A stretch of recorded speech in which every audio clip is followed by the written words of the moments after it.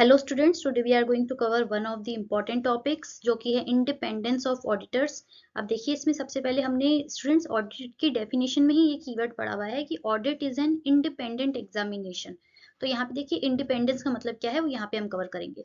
तो independence implies that the judgement of a person मतलब यहाँ पे ऑडिटर की बात हो रही है। जो ऑडिटर फाइनेंशियल स्टेटमेंट्स की ऑडिट कर रहा है तो उसके जो भी जजमेंट्स होते हैं, जो भी डिसीजंस होते हैं, वो जो भी ओपिनियन देता है फाइनेंशियल स्टेटमेंट्स पे, वो सबॉर्डिनेट नहीं है। किसके? दो चीजों के सबॉर्डिनेट नहीं होने चाहिए।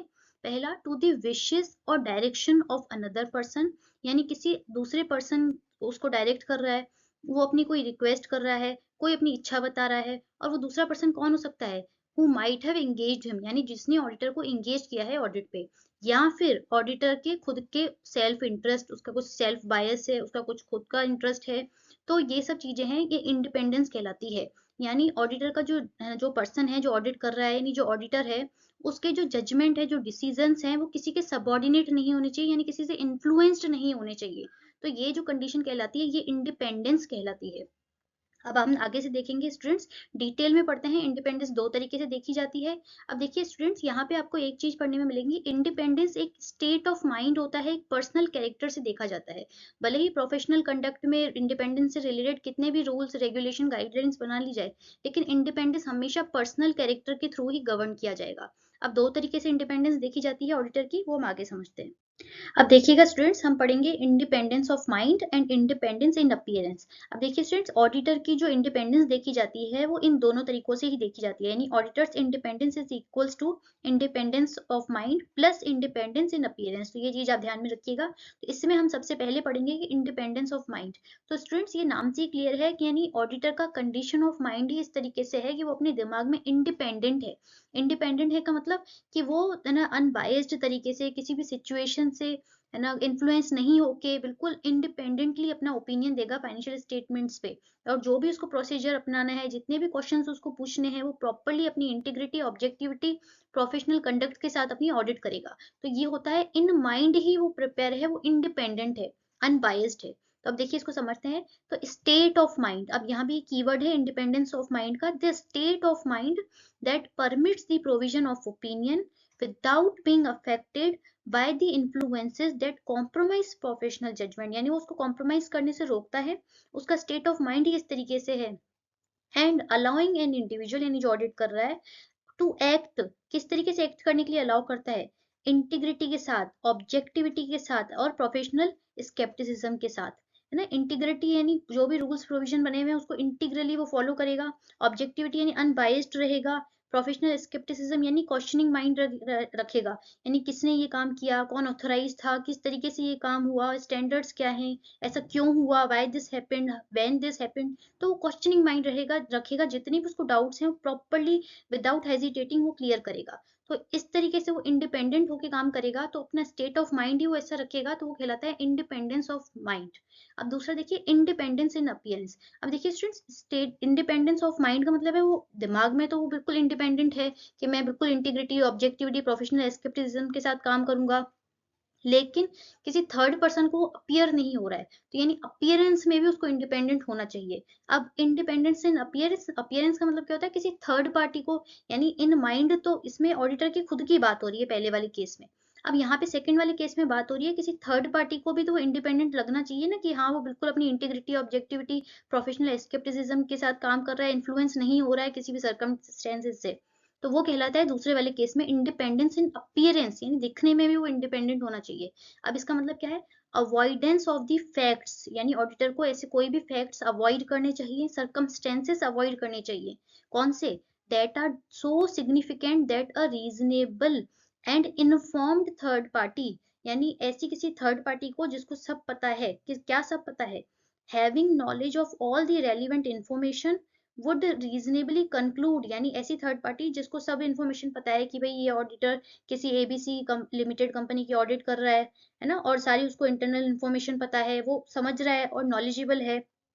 ऐसी थर्ड पार्टी को ऐसा नहीं लगना चाहिए, कंक्लूड दैट अ फर्म्स और अ मेंबर्स ऑफ अश्योरेंस टीम, यानी या तो ऑडिटर खुद या उसकी ऑडिटिंग टीम का कोई पर्सन, है ना, of the assurance team, integrity, objectivity या प्रोफेशनल स्केप्टिसिज्म, यही तीन कीवर्ड वो क्या कॉम्प्रोमाइज हो गए हैं। अब ध्यान से समझिए वापस, यानी इंडिपेंडेंस इन अपीयरेंस का मतलब है कि ऑडिटर को ऐसे सारे जो भी फैक्ट्स हैं, सर्कमस्टेंसेस से अवॉइड करनी चाहिए। कौन से फैक्ट्स और circumstances that are so significant that are reasonable and informed, यानी जो एक रीजनेबल थर्ड पार्टी है, इन्फॉर्म्ड थर्ड पार्टी है। किस चीज से इन्फॉर्म्ड? जिस थर्ड पार्टी को सारी नॉलेज है, रेलिवेंट जो रेलिवेंट इन्फॉर्मेशन है वो सब उस थर्ड पार्टी को पता है, और वो थर्ड पार्टी इसे ऑडिटर को देख के या ऑडिट टीम के कोई मेंबर को देख के ये कंक्लूड, यानी इस कंक्लूजन पे आती है कि या तो ऑडिटर खुद या पूरी की पूरी फर्म या कोई मेंबर उस ऑडिट टीम का, उसने क्या किया है, कॉम्प्रोमाइज किया है। किन तीन चीजों से?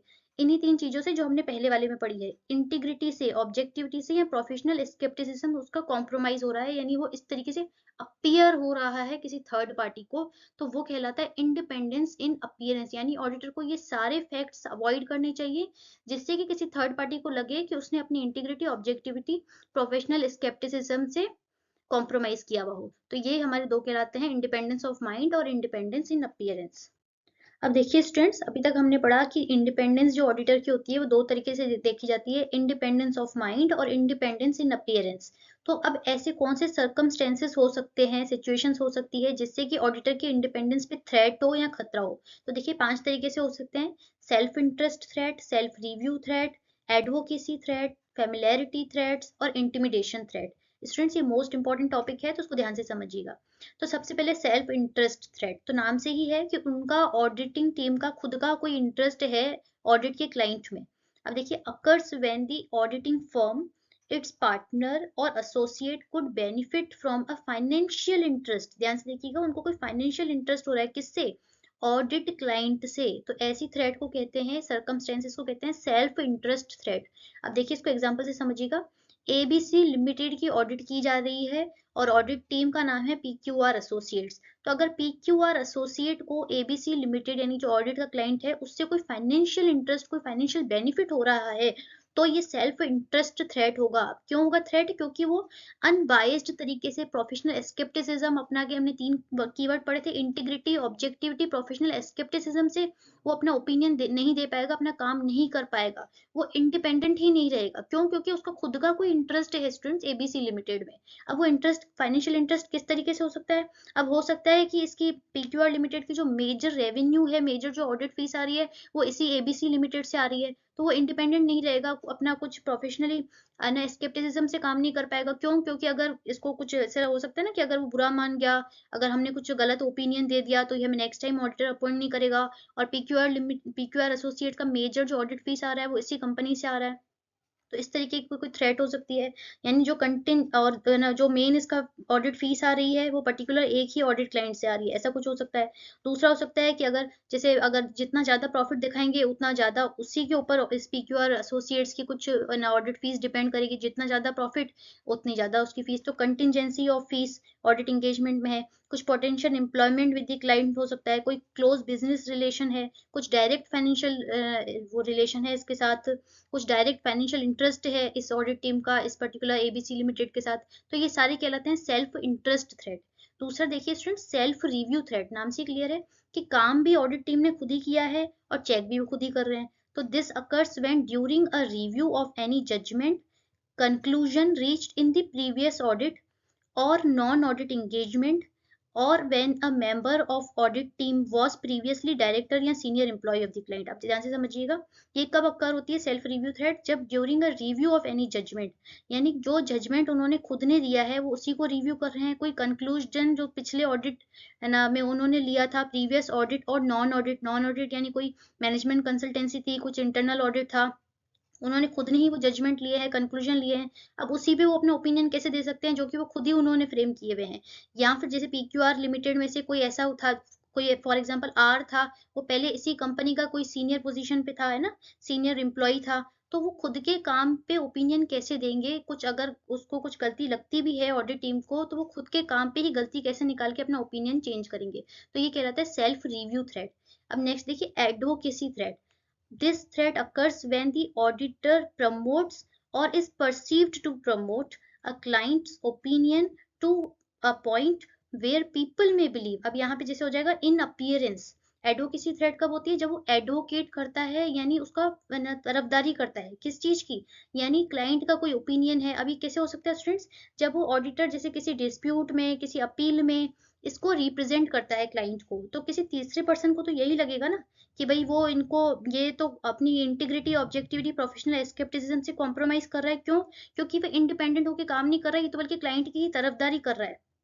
तो ये चीज इसमें देखी जाती है जब वो प्रमोट करता है क्लाइंट के किसी ओपिनियन को, और भले ही वो in mind, auditor in mind independent हो, लेकिन किसी थर्ड पार्टी को ऐसा लग रहा है कि भाई ये अब इन तीन चीजों से, इंटीग्रिटी, ऑब्जेक्टिविटी, प्रोफेशनल स्केप्टिसिज्म से ये अपना कॉम्प्रोमाइज कर रहा है, तो ये कहलाता है एडवोकेसी। यानी जब वो क्लाइंट का एडवोकेट बन जाता है, यानी क्लाइंट के किसी ओपिनियन को फेवर करता है या उसको रिप्रेजेंट करता है इन एन अपील है, कोई डिस्प्यूट है उसमें। नेक्स्ट देखिए फेमिलियरिटी थ्रेट क्या होता है। फेमिलियरिटी थ्रेट का मतलब है self evident occur when the auditor forms relationship with the client. यानी फॉर एग्जांपल 10-15 साल से वो एक ही क्लाइंट की ऑडिट उसी ऑडिटर को मिल रही है, जैसे एक्चुअल में तो होता नहीं है, लेकिन इसका मतलब मैं बता रही हूँ। तो उससे क्या एक रिलेशनशिप बन जाता है, एक सिंपैथेटिक एक रिलेशन बन जाता है, क्लाइंट में उसका इंटरेस्ट आ जाता है, भाई अगर मैंने क्लाइंट का अगर इस तरीके से ओपिनियन दे दिया तो उसको नुकसान हो जाएगा, यानी फैमिली की तरह ट्रीट करते हैं, सिंपैथेटिक बिहेवियर, यानी उससे एक जुड़ जाता है, रिलेशन बन जाता है उससे, तो वो कहलाता है फेमिलियरिटी थ्रेट। अब उससे अगर वो इतना सिंपैथी रखेगा तो उस पर अनबायस्ड होकर अपना ओपिनियन नहीं दे पाएगा, तो ये जो थ्रेट होती है वो कहलाती है फेमिलियरिटी थ्रेट। नेक्स्ट देखिए intimidation threat. This occurs when auditors are deterred, यानी उसको रोका जाता है, उसको स्टॉप किया जाता है from acting objectively with adequate degree of professional scepticism, यानी उसको धमकाया जा रहा है, उसको वार्निंग दी जा रही है कि हम केस कर देंगे या हम इस तरीके से कर देंगे, हम आपकी हटा देंगे, आपको नेक्स्ट टाइम से ऑडिट नहीं दे देंगे। तो इस तरीके से उसको वार्न किया जा रहा है, डिटर्ड यानी वार्न करना, रोका जाना, ताकि वो अपना काम अच्छे तरीके से नहीं कर पाए, प्रोफेशनल स्केप्टिसिज्म से वो अपना ड्यूटी नहीं कंप्लीट कर पाए, तो ये कहलाती है इंटिमिडेशन, इंटिमिडेट, उसको डराया जा रहा है। तो ये 5 तरीके की थ्रेट्स स्टूडेंट्स हमने डिटेल में पढ़ी है। देखिए इसको रिमूव कैसे करना है। अब नेक्स्ट देखिए सेफ गार्ड। अब सेफ गार्ड का मतलब क्या होता है students, these are the actions, इसका मीनिंग ध्यान से समझिएगा, एक्शंस इंडिविजुअली और in combination that the professional accountant यानी जो ऑडिटर है takes that effectively reduce the threat, यानी जो हमने 5 तरीके की रिड्यूस ये थ्रेट्स पढ़ी है उसको रिड्यूस कैसे किया जाए, उसके लिए ऑडिटर जो भी एक्शन लेता है एक एक करके ले या आपस में कॉम्बिनेशन में ले, to comply with the fundamental principle to the acceptable level, यानी जो भी हमने 5 थ्रेड्स पढ़ी है उसको रिड्यूस करने के लिए ऑडिटर क्या क्या एक्शंस लेता है, उसको सेफगार्ड्स कहते हैं, क्योंकि इंडिपेंडेंट रहना तो मोस्ट इंपॉर्टेंट है ऑडिटर के लिए। अब इसके लिए गाइडिंग प्रिंसिपल क्या है वो समझिएगा सबसे पहले। अब सबसे पहले हम यहाँ से स्टार्ट करते हैं। Before taking on any work, यानी कोई भी ऑडिट लेने से पहले ही, कोई भी असाइनमेंट लेने से पहले ही ऑडिटर क्या सेफगार्ड कर सकता है, द ऑडिटर मस्ट कॉन्शियसली, यानी सोच समझ के खुले दिमाग से, consider whether it involve threat, यानी कोई थ्रेट्स तो इन्वॉल्व नहीं है इसमें, तो ऑडिटर ये देखेगा कि किसी रिलेटेड का तो वो ऑडिट नहीं कर रहा है, तो वो प्रॉपर तरीके से ऑडिट नहीं कर पाएगा, कुछ कुछ उसका खुद का इंटरेस्ट तो नहीं है उस ऑडिट के क्लाइंट में, तो उसको ले ही ना ना असाइनमेंट, तो एक एक्सेप्ट करने से पहले ही देखेगा। सबसे पहली चीज तो स्टार्टिंग पॉइंट यही होना चाहिए, वो एक्सेप्ट करने से पहले ही सेफगार्ड ले लेगा कि भाई यहाँ पे तो थ्रेट हो सकती है, तो लो ही मत उसको। दूसरा क्या होगा, when such threat exist, for example उसने वो असाइनमेंट ले लिया, अब कोई थ्रेट आ गई है, तो वो क्या करेगा, he either desist from the task, या वो टास्क ही छोड़ देगा उसको, या फिर एलिमिनेट यानी उसको खत्म करने की कोशिश करेगा। खत्म करने की कोशिश कैसे करेगा, फॉर एग्जांपल उसके पास किसी कंपनी के शेयर्स हैं और उसको पता चल गया कि वो इसी ऑडिट का असाइनमेंट उसके पास आया हुआ है, तो क्या करेगा, उस पर्टिकुलर नंबर ऑफ शेयर्स को वो सेल कर देगा, यानी एलिमिनेट कर देगा, जो थ्रेट थी, जो फाइनेंशियल इंटरेस्ट था, उसी को उसने हटा दिया, उसी को उसने सेल कर दिया। or at the very least put in place safeguard which reduce the threat, यानी वो क्या करेगा, एलिमिनेट कर देगा, या तो उसको हटा देगा, पूरी पूरी डिजिस्ट कर देगा, या फिर उसको कम करने की कोशिश करेगा, और उसको क्या करेगा, और सच सेफगार्ड मोस्ट इंपॉर्टेंट, ये ध्यान से रखिए, ध्यान से देखिएगा, वेरी वेरी इंपॉर्टेंट, सच सेफगार्ड यानी जो भी उसने शेयर सेल किए हैं या जो भी उसने वो टास्क से ही मना कर दिया है, तो जो भी उसने सेफगार्ड अपनाए हैं नीड टू बी रिकॉर्डेड, उसको रिकॉर्ड करेगा in a form that serves as evidence to of compliance with the due process, यानी वो जो भी सेफगार्ड वो अपना रहा है उसको वो रिकॉर्ड भी करेगा, ताकि इन केस आगे अगर कोई इंक्वायरी आती है तो वो बता सके कि मैंने तो सेफगार्ड लिए हैं, ताकि मैं प्रॉपरली इंडिपेंडेंट होके अपना काम कर सकूं, और ड्यू प्रोसेस में मैंने वो ऑडिट का असाइनमेंट किया हुआ है, तो इस तरीके से वो करेगा। तीसरा है, if the auditor is unable to implement the safeguard, अगर ऑडिटर ये सब देखने के बाद भी भाई उसने एलिमिनेट करने की कोशिश भी की, रिड्यूस करने की कोशिश भी की, है ना, लेकिन वो फिर भी नहीं कर पा रहा है, सेफगार्ड नहीं अपना पा रहा है, तो क्या होगा, then he must not accept the work, यानी वो काम ही वो एक्सेप्ट नहीं करेगा जहाँ पे उसको लगेगा कि वो थ्रेट्स हैं और वो कुछ सेफ गार्ड भी इम्प्लीमेंट नहीं कर पा रहा है। तो अब देखिए स्टूडेंट्स, यहाँ पे पहला पॉइंट आता है, for the public to have confidence in the quality of audit. अब ऑडिट की किस लिए जाती है, ताकि किसी जो भी वो उसके यूजर्स है फाइनेंशियल स्टेटमेंट्स के, वो कॉन्फिडेंटली उस फाइनेंशियल स्टेटमेंट के भरोसे अपने फाइनेंशियल डिसीजन ले। तो it is essential that the auditor should always be and appear, दो चीजें हैं, वो उसको इंडिपेंडेंट होना भी चाहिए और अपीयर भी होना चाहिए, दोनों चीजें हैं, to be independent of the entities that they are auditing, यानी वो दोनों चीजों से इंडिपेंडेंट होने भी चाहिए और अपीयर भी होने चाहिए। क्यों? क्योंकि जो मेन ऑडिट का पर्पस ही ये है कि बिल्कुल वो इंडिपेंडेंट तरीके से ऑडिट हो, ताकि जो भी users of the financial statements वो उस फाइनेंशियल स्टेटमेंट में अपना कॉन्फिडेंस दिखा के अपने फाइनेंशियल डिसीजन उस फाइनेंशियल स्टेटमेंट्स पे ले सके। तो इस तरीके से स्टूडेंट्स ये था हमारा इंडिपेंडेंस ऑफ ऑडिटर, दो तरीके से इंडिपेंडेंस, इन माइंड और इन अपीयरेंस, फिर कितनी तरीके की थ्रेट्स हो सकती हैं इंडिपेंडेंस पे, और ऑडिटर उसको कैसे एलिमिनेट कर सकता है, तो वो सारे एक्शंस को कहते हैं safeguard to the independence. Thank you so much.